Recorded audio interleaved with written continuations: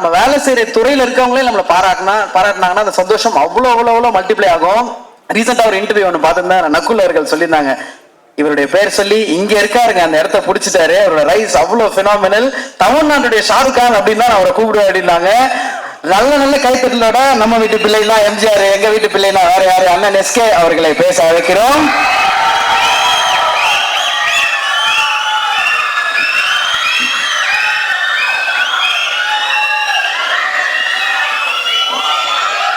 மேடையில் இருக்க பெரியவங்க, நண்பர்கள் எல்லாருக்கும் வணக்கம். வந்திருக்கிற பத்திரிகை, தொலைக்காட்சி, இணையதள நண்பர்கள், போட்டோகிராஃபர்ஸ், கேமராமேன் எல்லாருக்கும் வணக்கம். அண்ட் சூரியனனுடைய ரசிகர்கள் எல்லாருக்கும் என்னுடைய வணக்கம்.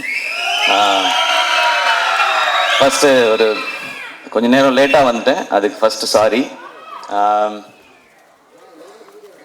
எங்கேருந்து ஆரம்பிக்கணும்னு தெரியல, ஏன்னா இந்த படத்தில் எனக்கு பிடிச்சவங்க, நெருக்கமானவங்க நிறைய பேர் இருக்கிறாங்க.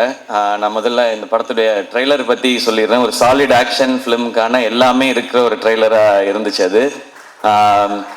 இந்த படம் இதையே தான் டெலிவர் பண்ணோம் அப்படின்னு நான் நம்புகிறேன். அண்ட் துரை செந்தில் அண்ணன், என்னுடைய எதிர்நீச்சல் காக்கி சட்டை படத்தின் இயக்குனர், அவர் ஸ்பாட்டில் எல்லாரும் சொன்னது அப்படிதான், எப்போவுமே சிரிச்சுட்டே அந்த ஸ்மைலோடே தான் இருப்பார். திட்டணும்னா கூட அதிகபட்சம் சிரிச்சுட்டே ஏன் இப்படி பண்ணீங்க அப்படின்னு கேட்பாரு. தப்பு பண்ணவனுக்கே ஒரு டவுட்டாக இருக்கும், இருந்தாலும் நம்மளை கலாய்க்கிறாரா இல்லை திட்ட தான் செய்கிறாரா என்ன அப்படின்னு சொல்லி. அவ்வளோ ஒரு ஸ்வீட்டான மனிதர். ஸோ அவர் இந்த படம் ஒரு பர்ஃபெக்டான டைட்டிலோட, ஒரு அருமையான ஒரு களத்தோட வருது. அவருக்கு இன்னும் ஒரு வெற்றி படமாக இந்த படம் இருக்கட்டும். ஏன்னா அவர் என்னை முதல் முறை மீட் பண்ணி அவர் எனக்கான கதை சொல்லும் போதே நான் என்ன நினைச்சேன்னு தெரியல, என்கிட்ட இருந்த ஒரு கதையை சொன்னேன். நான் முன்னாடி அசிஸ்டன்ட் டைரக்டராக ஒர்க் பண்ணதுனால அந்த டைம்லாம் இருக்கல. ஸோ எப்போ அவர் எனக்கு கதை சொல்ல வந்தாலும் நான் ஒரு கதையை அவர்கிட்ட சொல்லுவேன். இப்படிதான் எங்களோட ரிலேஷன். அது ஏன்னு அவர்கிட்ட மட்டும்தான் நான் வேற யார்ட்டையும் அப்படி சொல்லியிருக்கேனான்றது தெரியல. அவ்வளோ ஒரு கம்ஃபர்ட் இருக்கும். வடிவுகர் சேமா சொன்ன மாதிரி எப்பவுமே எல்லாரையுமே சந்தோஷமா கரெக்டா அவங்கள வச்சுக்கிறதுல அவர் அடிச்சுக்கவே முடியாதுன்னு நினைக்கிறேன். எனக்கு அவரோட ஒர்க் பண்ணது ஒரு நல்ல அனுபவம். இந்த வெற்றி இன்னும் அவர் அடுத்த கட்டத்துக்கு கொண்டு போட்டோம், வாழ்த்துக்கள்னு. அண்ட் குமார்னு, அவர் வருத்தப்படா வாலிபர் சங்கம்ல எனக்கு பழக்கம். அப்போ அவர் ஒர்க் பண்ணாரு, ப்ரொடக்ஷன் எக்ஸிக்யூட்டிவா ஒர்க் பண்ணாரு. விடமாட்டார், எல்லாரையும் ட்ரில் வாங்குவார், சீக்கிரம் வேலையை முடிக்கணும், டைம் வேஸ்ட் பண்ண விடமாட்டார், காசு வேஸ்ட் பண்ண விடமாட்டார். ஸோ வேற ஒருத்தர் காசு போட்டாலே அப்படி இருக்கிற ஒருத்தர் அவர் காசு போட்டால் எப்படி இருப்பாருன்னு நீங்கள் நினச்சிக்கோங்க. எனக்கு தெரிஞ்ச ப்ரொடியூசராக இல்லாமல் அங்கேயுமே ஒரு ப்ரொடக்ஷன் எக்ஸிக்யூட்டிவாக தான் பிஹேவ் பண்ணியிருப்பாருன்னு நினைக்கிறேன். ஏன்னா யாராவது டப்புன்னு சம்பளம் கேட்டுருவாங்களோ அப்படின்றதுனால சீக்கிரம் முடிக்கலையா அப்படின்னு அந்த கோவமான ஒரு ஃபேஸ் ஒன்று வச்சுப்பாரு. அண்ட் நான் அவர் நிறைய டைம் பார்த்துருக்கேன். சூரியனை இறக்கி விட்டு போவார் அவர் வீட்டுக்கிட்ட. நான் இங்கேருந்து அப்படியே நடந்தே போய்க்கிறேன் அப்படின்வாரு. சரி, வீடு ஏதோ குட்டியாக இருக்கும் போல, நம்மெல்லாம் வர்றதுக்காக யோசிக்கிறாரு அப்படின்னு பார்த்தா அப்புறம் தான் சூரியன், தம்பி ஏகப்பட்டது வச்சிருக்கேன் தம்பி, சண்டால 4-5 வீடு வச்சிருக்கேன், நம்மள்ட்ட சொல்ல மாட்டான் அப்படின்னு சொல்லி சொல்லுவாரு. ஸோ அவர் அப்பயே ப்ரொடியூசருக்கு தேவையான எல்லா வேலையும் அப்பயே செஞ்சுட்டு வந்துட்டாரு கரெக்டா. இந்த படம் அவருக்கு இன்னும் நிறைய லாபத்தை கொடுக்கட்டும். ஏன்னா ப்ரொடியூசருக்கு இன்னைக்கு தேவை அதுதான். ஏன்னா அது கொடுத்தா நிச்சயமா அவர் இன்னும் நிறைய படங்கள் பண்ணுவார். அண்ட் சூரியனை வச்சு இன்னும் நிறைய படங்கள் அது பண்ணிதான் ஆகணும், வேறு வழி கிடையாது. இவரும் அவருக்கு பண்ணிதான் ஆகணும், அவரே இவருக்கு பண்ணிதான் ஆகணும். ஸோ இந்த படம் இன்னும் பெரிய வெற்றி அடையட்டும். அண்ட் இதை டிஸ்ட்ரிபியூட் பண்ணுற 5 ஸ்டார் செந்தில் சார், உங்களுக்கும் வாழ்த்துக்கள் சார். இந்த படமும் உங்களுக்கு ஒரு வெற்றி படமாக அமையட்டும் சார், வாழ்த்துக்கள். அண்ட் இந்த படத்தில் ஒர்க் பண்ண டெக்னீஷியன்ஸ் எல்லாருக்கும் விஷஸ். ஏன்னா ஒரு சாலிட் கண்டென்ட்டாக இருக்குது அப்படின்னா டெக்னிக்கல் டிபார்ட்மெண்ட் ரொம்ப ஸ்ட்ராங்காக வேலை பார்த்துருக்காங்கன்னு அர்த்தம். அண்ட் இப்போ நான் சூரியனை பற்றி பேசிடுறேன். சூரியனை உண்மையிலே அண்ணன் தான். நான் ஜென்ரலாக இப்போ நான் திருச்சி பக்கத்துலேருந்து வந்ததுனால என்னை விட கொஞ்சம் வயசு மூத்தவங்களை பார்த்தா நான் அண்ணன் பேசி பழக்கம். எனக்கு அது சேனலில் இருக்கும் பொழுதுமே அப்படிதான், எல்லாரையும் அண்ணன் தான் கூப்பிடுவேன். அது ஒரு மரியாதை, இந்த ரெஸ்பெக்டுக்காக. பட் சூரியன் எப்பவுமே ஆத்மார்த்தமா நான் அண்ணன் தான் கூப்பிடுவேன், அவரும் என்ன ஆத்மார்த்தமா தம்பின்னு தான் கூப்பிடுவாரு. இது சினிமா நட்பு அதெல்லாம் தாண்டின ஒன்று, அது எல்லாருக்குமே தெரிஞ்சது, அதை நான் தனியாக சொல்ல தேவையில்லை. சூரியனனுக்கு முதல்ல அவரை கதையின் நாயகனா நீங்க நடிக்கலான்னு சொல்லி அவருக்கு ஃபர்ஸ்ட் கதை சொன்னது நான் தான். அவருக்கு ஞாபகம் இருக்கான்னு தெரியல, ஏன்னா இப்போ பெரிய பெரிய டைரக்டர்ஸோட ஒர்க் பண்றாரு. ஸோ அப்போ புதுசா கதை சொன்னவங்களை ஞாபகம் வச்சிருப்பாரான்னு தெரியல.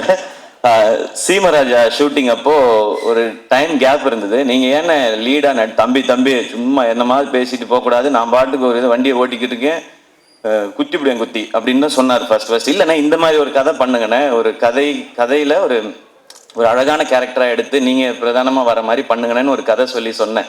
அப்போல்லாம் தம்பி சும்மா தம்பி நமக்கு ஏதோ ஒன்று போயிட்டு இருக்கு தம்பின்னு சொல்லிக்கிட்டே இருந்தவர் ஒரு நாள் சைலண்டாக வந்தார். வந்து தம்பி ஒன்று நடந்துச்சு தம்பி, உங்கள்கிட்ட சொல்லணும் தம்பி அப்படின்னாரு. என்னண்ணே, நான் ஏதோ பிரச்சனை போல அப்படின்னு நினச்சேன். சரி நேரில் வாங்கினேன்னா, தம்பி அதான் தம்பி வெட்டு என்ன கூப்பிட்டாரு தம்பி அப்படின்னா, அண்ணா சூப்பர்ண்ணே, என்னண்ணே என்ன படம்னே, அதான் தம்பி நம்மளை ஒரு இதாக வச்சு அப்படி ஒரு படம். அண்ணா என்னண்ணே சொல்கிறீங்க, சூப்பர்ண்ணே அப்படின்னு.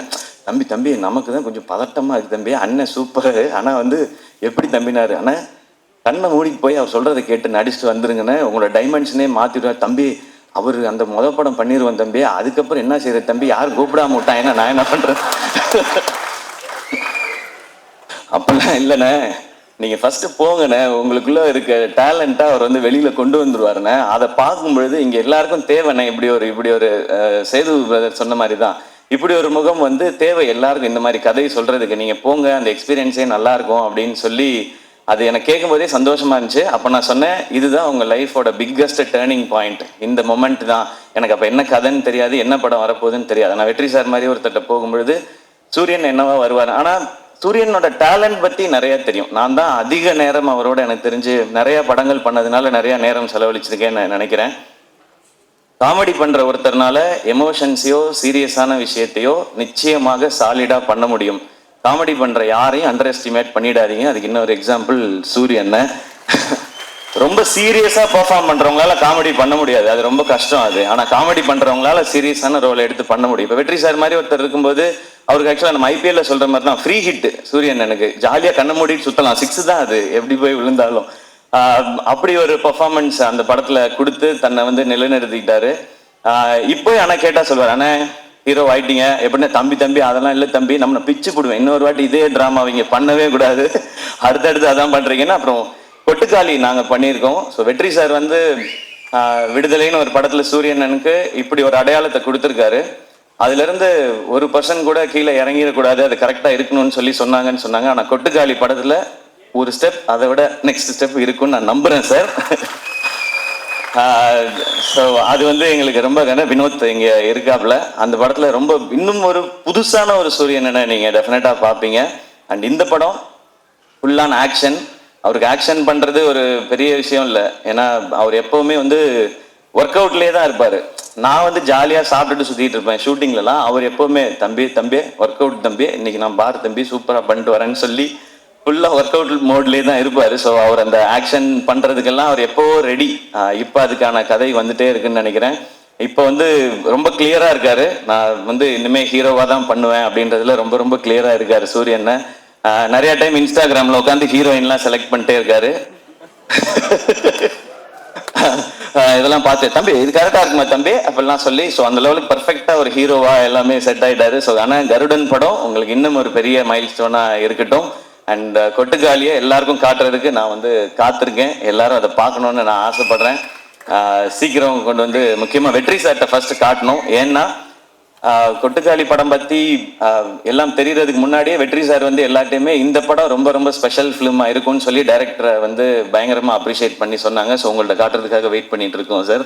அண்ட் சூரியன் இந்த படத்தில் நடித்தது மாதிரியே அவருக்கு சப்போர்ட் பண்ணணும் அப்படின்றதுக்காக சசிகுமார் சார் அவங்க இந்த படத்தில் இணைஞ்சிருக்காங்க. சசி சார் எல்லாருக்குமே தெரியும், எல்லாருக்கும் வந்து அவங்கள ரொம்ப பிடிக்கும். எந்த அளவுக்கு ஜெனுவின்றது எல்லாருக்குமே தெரியும். அதுவும் கூட ஒருத்தவங்க இருக்காங்கன்னா அவங்களுக்கு எப்போவுமே கரெக்டாக சப்போர்ட்டாகவே இருக்கணும் அப்படின்னு நினைக்கிறது தான். சசி சார் உங்களை ரொம்ப ரொம்ப பிடிக்கும் சார், எனக்கு நான் நிறைய முறை சொல்லியிருக்கேன். அண்ட் உங்களை சந்தித்து உங்கள் ஆஃபீஸ்க்கெலாம் வந்து பட வாய்ப்பு கேட்கறதுக்குலாம் நிறைய முயற்சி பண்ணியிருக்கேன் சார், உங்ககிட்டையும் சமுத்திரகனி சார்கிட்டையும். இப்போ உங்களோட விழாவில் கலந்துக்கிறதும் எனக்கு சந்தோஷம். நானும் சூரியன் மாதிரி உங்க கூட ஏதாவது ஒரு படத்தில் நடிச்சேன்னா இன்னும் ரொம்ப சந்தோஷப்படுவேன்னு நினைக்கிறேன் சார். அது சீக்கிரம் அமையும் நான் நம்புகிறேன். கனியண்ண தேங்க்யூ உங்களோட பாசிட்டிவிட்டிக்கு. நீங்கள் ஷூட்டில் இருக்கும்போது அந்த ஆக்டர்ஸ் எல்லாருக்கும் எப்படி அந்த ஸ்ட்ரென்த்தை கொடுப்பீங்கன்றது தெரியும், அந்த சந்தோஷத்தை கொடுப்பீங்கன்றது தெரியும்னு. நீங்கள் வந்து நான் சூரியன் எல்லாருமே பிகினிங் ஸ்டேஜ்லேருந்து நீங்கள் வந்து கூடவே எங்களுடைய படங்களில் நடிக்கும்போதுலேருந்து எங்களை நீங்கள் தட்டி கொடுத்துட்டு வந்துட்டே இருந்திருக்கீங்க. அதுக்கு ரொம்ப ரொம்ப நன்றிங்க. Yuvan Shankar Raja sir music, so அவருக்கு எங்களுடைய பெஸ்ட் விஷஸ். ஏன்னா சூரியனை ஹீரோ, யுவன் சார் மியூசிக் அப்படின்போது எனக்கு அது ஒரு எக்ஸ்ட்ரா சந்தோஷமாக இருக்குது. ஸோ இந்த படத்தில் ஒர்க் பண்ண நடித்த எல்லாருக்கும் ஒரு ஸ்பெஷலான ஃபிலிமாக அமையட்டும். இந்த படம் May 31 ரிலீஸ் இல்லைண்ணே? ஓகே, மே 31 ரிலீஸ் ஆகுது. தேட்டரில் வந்து பாருங்க. எல்லாருக்கும் பிடிக்கிற ஒரு சாலிட் ஒரு ரூரல் என்டர்டெய்னராக, ஒரு கமர்ஷியல் என்டர்டெய்னராக நிச்சயமாக இருக்கும். அண்ட் வடிவுகரசியமா நிச்சயமாக எனக்கும் உங்களோட நடிக்கணுன்ற ஆசை நிறையவே இருக்கு. ஆனால் அது ஏதோ சின்னதாக பண்ணிடக்கூடாது. இது நான் மேடைக்காக சொல்லவே இல்லை. நான் லாஸ்ட் டைம் உங்கள்கிட்ட ஃபோனில் பேசும்போது சொன்னது தான். உங்களோட இன்டர்வியூ பார்த்துட்டு இப்போ நீங்கள் இவ்வளோ சொன்னதுக்கு அப்புறம் ஒரு ரோல் அது இருக்குன்னா அது உண்மையிலேயே அது ஸ்பெஷலாக இருந்து உங்களை கூப்பிட்டு அது கொடுத்தா தான் உங்களுக்கும் உங்களுடைய எக்ஸ்பீரியன்ஸ்க்கும் உங்களுடைய டேலண்ட்டுக்கும் நாங்கள் கொடுக்குற ரெஸ்பெக்டாக இருக்கும்னு நான் நினைக்கிறேன். ஆல்வேஸ் லவ் யூமா ஃபார் யர் ஜெனுவினிட்டி. நீங்கள் இவ்வளோ பெரிய எக்ஸ்பீரியன்ஸில் இருந்துட்டு இந்த பசங்கள்லாம் சின்ன பசங்க தானே அப்படிலாம் யோசிக்காம நீங்கள் அவ்வளோ அன்பாக இருக்கீங்க. இது உங்கள்கிட்ட இருந்து நாங்கள் கற்றுக்க வேண்டிய குவாலிட்டின்னு நினைக்கிறேன். So once again thank you. இந்த விழா கூப்பிட்ட எல்லாருக்கும் என்னுடைய நன்றி. கருடன் மிகப்பெரிய வெற்றி அடையட்டும். நன்றி. Love you.